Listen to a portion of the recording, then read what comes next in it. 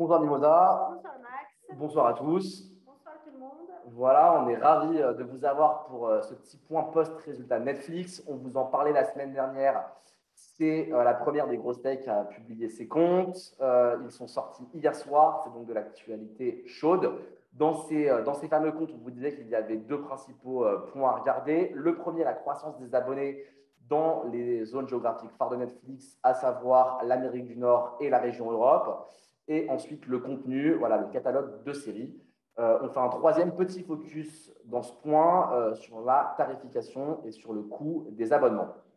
Je commence donc assez rapidement par vous parler de l'évolution du nombre d'abonnés. Et le constat est relativement simple, il n'est pas glorieux. La croissance semble avoir sorti les aérofreins. Typiquement dans la région Amérique du Nord, Netflix a pris tout le marché, ils ont 75 millions de clients et donc plus personne à séduire. Sur la région Europe-Moyen-Orient, le constat est un tout petit peu meilleur. On a une légère croissance, mais qui vient principalement de pays dans lesquels le niveau de revenu est faible et donc bien évidemment où la tarification est moins élevée. Tarification moins élevée veut dire moins de chiffre d'affaires pour Netflix. En Amérique latine, le constat est le même que celui aux États-Unis, c'est-à-dire que la croissance est tâtonne, tout le marché est pris. Et la zone géographique chaude du moment, c'est l'Asie-Pacifique. Pourquoi? Parce que la série phénomène de l'année, c'est Squid Game, qui vient tout droit de Corée du Sud, elle est sortie en septembre. On a donc 2,2 millions de nouveaux abonnés dans cette région. Certes, c'est un beau chiffre, mais est-ce soutenable et n'est-ce pas un coût one-off? Je passe maintenant la parole à Mimosa qui va vous parler un petit peu de la tarification dans ces régions. Tout à fait Max. Niveau tarification, ça ne va pas être simple non plus. On voit sur l'Amérique du Nord une forte augmentation des prix à plus 9% sur un an. On est pratiquement à 15 $ par mois l'abonnement, c'est trop cher. En Europe, on voit une modeste augmentation des prix, plus 3% sur un an. Mais comme le disait Max, tous les membres viennent des zones à revenus faibles. Donc, ils ne peuvent plus augmenter les prix. En Amérique latine, ils ont tenté une grosse augmentation des prix, plus 8%, mais on voit qu'au niveau des abonnés, ça ne suit plus. Tout ce qui est sur la zone d'Asie-Pacifique, là, les prix ne bougent plus en fait. On constate même en séquentiel que les prix sont en légère baisse. Donc, comment faire pour garder tous ces abonnés? Pour garder tous ces abonnés, Netflix doit continuer à produire. Produire, ça veut dire dépenser de l'argent. On vous a préparé un petit tableau assez simple en fait de cash flow opérationnel. On ne vous montre pas le compte de résultat parce qu'un des postes qui est l'amortissement donc du contenu, pour ceux qui ne sont pas fans de la comptabilité, l'amortissement du contenu, c'est la constatation de la perte de valeur des séries de Netflix. C'est un chiffre très manipulable qui permet de bouger le résultat d'un montant à l'autre.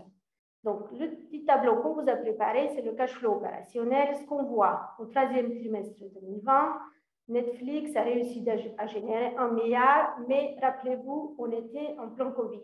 On était enfermés à la maison, rien à faire, donc on s'abonnait à Netflix, et Netflix n'était pas obligé à produire pour garder ses membres. Ce trimestre-là, ça change. Tout ce que Netflix gagne, le dépense en production de séries, 5 milliards de production. Pour maintenir donc cette croissance, Netflix doit dépenser tout ce qu'elle gagne. Exactement, et ça pose un vrai problème, je dirais même un dilemme, parce que pour le rappeler, hein, Netflix, c'est quand même 300 milliards de capitalisation. Comme vient de le dire Mimosa, pour continuer à générer un petit peu de croissance, Netflix ne gagne absolument rien. Le chiffre, c'est zéro. Et nous, on estime chez Monocle que pour justifier 300 milliards de valo, il faudrait au moins que la société dégage 10 milliards de cash net. Et ça se base quand même sur un multiple de valorisation assez généreux de 30 fois le résultat. On est plutôt sympa avec eux. Mais même ce chiffre de 10 milliards, il a l'air très compliqué à atteindre chez Netflix. Pourquoi? Parce qu'ils auraient deux solutions pour le faire. Cela passerait par atteindre un chiffre d'affaires de 50 milliards de dollars. Pour le rappeler, il était de 25 en 2020. Il faudrait donc le doubler.